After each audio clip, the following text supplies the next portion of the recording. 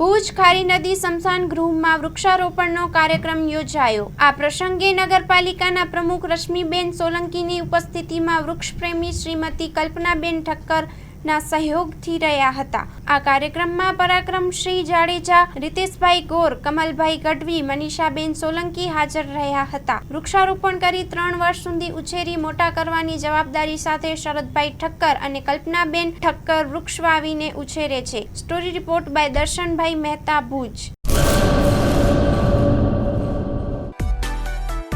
માં motor driving, safe and sure driving.